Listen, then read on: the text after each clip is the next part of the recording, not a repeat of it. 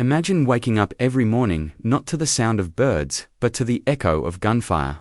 Not knowing if your home will be safe or your voice will be heard. This isn't a scene from a distant battlefield, it's daily life for many in Kashmir.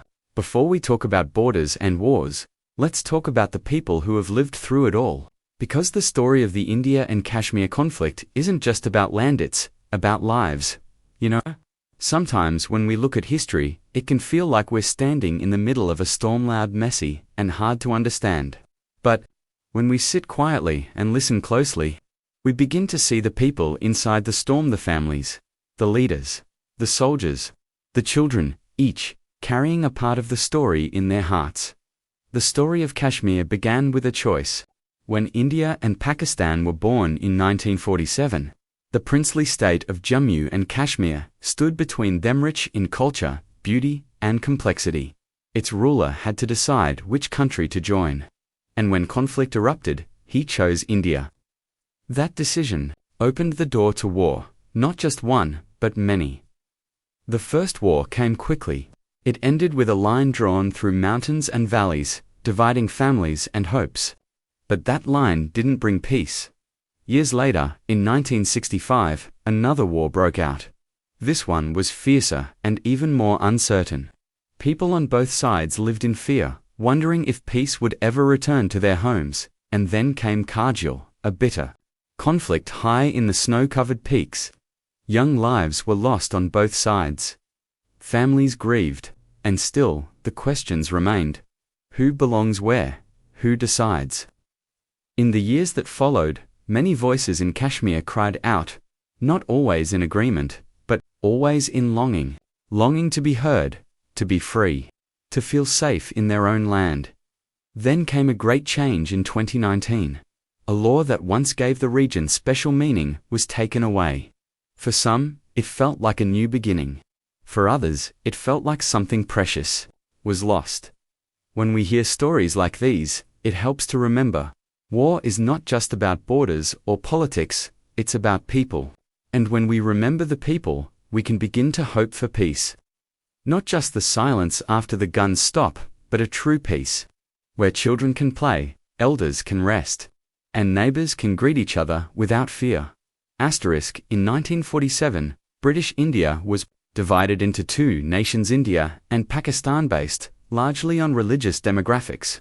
Pakistan was created as a homeland for Muslims, while India remained secular but with a Hindu majority. The princely state of Jammu and Kashmir, ruled by Maharaja Hari Singh, found itself at the center of this division. The region had a majority Muslim population, but the ruler was Hindu. Unlike most princely states that swiftly chose to join either India or Pakistan, the Maharaja hesitated. He wanted to remain independent, not wanting to accede to either side. However, this indecision was challenged when tribal militias from Pakistan, supported by the Pakistani army, invaded Kashmir in October 1947. Their goal was to force the Maharaja's hand and bring Kashmir into Pakistan by force. As they advanced towards Srinagar, the Maharaja asked India for military assistance. India agreed, but on the condition that he formally accede to India. The Maharaja signed the Instrument of Accession on October 26, 1947, making Jammu and Kashmir a part of India. Indian troops were flown into the region the next day and began pushing back the invaders. This marked the beginning of the First India-Pakistan War over Kashmir. As fighting intensified, both countries dug into their positions. Pakistan never accepted the accession as legal and claimed that the people of Kashmir should have had a say in the decision. India maintained that the accession was final and legitimate. Meanwhile, the local population faced the chaos and violence of a war they had not chosen. The United Nations later intervened, calling for a ceasefire and recommending a plebiscite, but conditions were never met for such a vote. The seeds of long-term conflict were planted during this time, setting the stage for future wars and decades of political tension. Asterisk. The Second India-Pakistan War in 1965 was sparked by deepening tensions over Kashmir, a region that remained unresolved. Since the partition in 1947, Pakistan believed that the Muslim-majority population of Indian-administered Kashmir would support unification with Pakistan if given the opportunity. Operating under this assumption, Pakistan launched a covert operation called Operation Gibraltar in August 1965. Their strategy involved sending trained soldiers disguised as local Kashmiri insurgents into the Indian side of Kashmir to incite rebellion and encourage a local uprising against Indian rule. However, the plan failed as the Kashmiri population did not rise in revolt as anticipated, and India quickly detected the infiltrators. This led India to launch a military response, resulting in the escalation of conflict. Indian forces crossed the ceasefire line and advanced into Pakistan-occupied territories. What began as a regional conflict soon turned into a full-scale war between the two countries. The fighting spread beyond Kashmir into Punjab and other regions, with major battles taking place in areas like Lahore, Amritsar, and Siaket. Both countries suffered heavy casualties and significant material losses during this war. As the conflict escalated, international pressure mounted. The United Nations called for an immediate ceasefire, and the Soviet Union, with the support of the United States, mediated talks between the two nations. The result was the Tashkent Agreement, signed in January 1966, under which both sides agreed to withdraw to pre-war positions and restore diplomatic relations. Despite this formal end to the fighting, the war failed to resolve the Kashmir dispute, and hostility remained high between the two nations. The people of Kashmir continued to live under militarized conditions, with fear and uncertainty shaping daily life. The 1965 war deepened mistrust and enmity, solidifying Kashmir's role as the central issue in the India-Pakistan conflict. The Kargil War of 1999 was one of the most intense and high-altitude conflicts fought between India and Pakistan. It took place in the Kargil district of Jammu and Kashmir, along the line of control, which separates the two countries in the region.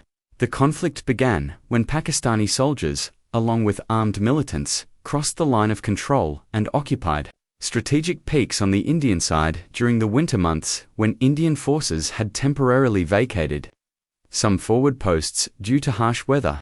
The intruders positioned themselves at high altitudes, giving them a tactical advantage to disrupt Indian military and supply routes along National Highway 1A. India discovered the infiltration in May 1999 and responded by launching a military operation called Operation Vijay. The Indian Army, supported by the Indian Air Force, faced a difficult challenge in reclaiming the heights due to the tough mountainous terrain, hostile weather, and well-entrenched enemy positions. Despite these obstacles, Indian forces mounted a determined campaign to dislodge the infiltrators. The fighting was fierce, with heavy casualties on both sides. India lost over 500 soldiers, and many more were wounded. The Indian Air Force played a key role in targeting enemy bunkers and supply lines, though it avoided crossing the line of control to prevent the war from escalating further. Internationally, Pakistan faced diplomatic isolation. Global powers, including the United States, pressured Pakistan to withdraw. Under mounting international and domestic pressure, Pakistan agreed to pull back its forces. By July 1999, India had successfully recaptured most of the occupied territory. The Kargil War was seen in India as a victory, but it also exposed lapses in intelligence and border security. For Pakistan, it brought international criticism and domestic scrutiny. The conflict reaffirmed Kashmir's role as a flashpoint in South Asia and highlighted the risk of nuclear escalation. Since the late 1980s, the Kashmir region has been engulfed in a wave of militancy and armed insurgency that dramatically altered the nature of the conflict between India and Pakistan. The roots of this unrest can be traced to a mix of political dissatisfaction, perceived injustices, and the rising influence of radical groups. Disillusionment among many Kashmiris grew after the 1987 state elections, which were widely believed to be rigged in favor of pro-India parties. This led to frustration, especially among the youth, and created fertile ground for militant movements to take root. Many young men crossed the border into Pakistan-administered areas, where they received training and support before returning to the Kashmir Valley to launch attacks on Indian forces. Pakistan's involvement in supporting and arming these groups further intensified the situation. Groups such as Hizbul Mujahideen and later Lashkar-e-Taiba became active players in the region, carrying out attacks on security forces and civilians. In response, India deployed a massive number of troops to the region and enacted strict laws to counter terrorism. The Armed Forces Special Powers Act, AFSPA, gave sweeping powers to Indian security forces, including the ability to arrest without warrant and use deadly force, which led to allegations of human rights abuses. The civilian population bore the brunt of the violence, facing curfews, checkpoints, and frequent encounters between militants and soldiers. Over the decades, thousands of people, including militants, soldiers, and civilians, have lost their lives. The ongoing unrest has deeply impacted daily life in Kashmir, leading to widespread trauma, disrupted education, and economic stagnation. Peace efforts, both domestic and international, have struggled to make lasting progress. Each cycle of violence renews fear and mistrust, making reconciliation difficult. The insurgency transformed Kashmir into one of the world's most militarized and emotionally scarred regions. In August 2019, the Indian government made a bold and controversial move by revoking Article 370 of the Indian Constitution, which granted special autonomy to the region of Jammu and Kashmir. This article had allowed the state to have its own constitution, a separate flag, and significant autonomy over internal matters except for defense, foreign affairs, and communications. For decades, this special status had been a point of contention between those who viewed it as essential to maintaining Kashmir's unique identity and those who saw it as a barrier to national integration. The revocation was carried out through a presidential order and a subsequent vote in parliament, which many legal experts and opposition leaders criticized as unconstitutional and rushed. Alongside this decision, the government also split the state into two union territories, Jammu and Kashmir, and Ladakh, bringing them directly under federal control. In anticipation of unrest, the government imposed a massive security lockdown. In the region, thousands of troops were deployed, political leaders and activists were detained, public gatherings were banned, and internet and mobile services were suspended for months. The decision was welcomed by some as a step toward greater unity and development, especially in regions like Jammu and Ladakh. However, in the Kashmir Valley, it was largely viewed as an erosion of identity, dignity, and trust. Pakistan strongly condemned the move, declaring it illegal and in violation of UN resolutions. Diplomatic relations between India and Pakistan deteriorated further, and international concern was raised about human rights conditions in the region. For many Kashmiris, the revocation felt like a betrayal, deepening feelings of alienation and resentment. While the government promised development, peace, and investment, critics argued that true progress cannot be achieved without addressing the aspirations and voices of the people who have lived through decades of conflict and marginalization. The Kashmir conflict is deeply rooted in issues of identity, territorial claims, religion, and regional geopolitics, making it one of the most complex and enduring disputes in the world. At the heart of the issue lies the question of who rightfully owns the land of Jammu and Kashmir, region claimed in full by both India and Pakistan, but administered in parts by each. India bases its claim on the instrument of accession signed by the Maharaja in 1947, while Pakistan insists that the Muslim-majority population should have been allowed to decide their own fate through a This territorial disagreement is amplified by the strong religious undertone, with Kashmir's majority Muslim population feeling caught between the national identities of Hindu-majority India and Muslim-majority Pakistan. Over time, the conflict has extended beyond just the two nations. China also holds a portion of Kashmir, adding another dimension to the territorial dispute. The region's location, bordering 3 nuclear-armed countries, heightens the global sensitivity to any escalation. Beyond state politics, Kashmir's own identity and aspirations add to the complexity. Many people in the region do not fully align with either India or Pakistan, and instead demand independence or greater autonomy. This has led to internal movements and uprisings, often met with harsh crackdowns.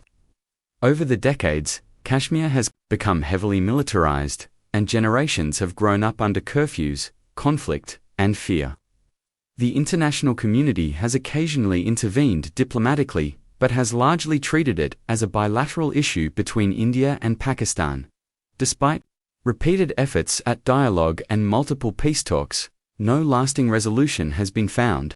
The conflict continues to impact regional stability in South Asia, and any spark, whether political, military, or social, has the potential to ignite broader tensions. The Kashmir issue remains unsolved, fragile, and deeply human in its cost. Story of the India and Kashmir War is not just a tale of borders, battles, and politics. It is a story of people who have lived through fear, division, and the weight of decisions made far from their homes. From the chaos of partition to the wars that followed, from the rise of militancy to the silence of curfews, the region has witnessed pain that runs deep. While leaders debated lines on maps, ordinary lives were changed forever. Each chapter of this conflict, whether fought on the mountains of Kargil or in the streets of Srinagar, has left behind questions still unanswered. And yet, even in the shadow of war, the longing for peace continues to live in the hearts of many. A peace that isn't just the end of gunfire, but the beginning of understanding, dignity, and justice. The history of Kashmir reminds us that real resolution doesn't come from force or silence. It comes from listening, from truth, and from the courage to heal.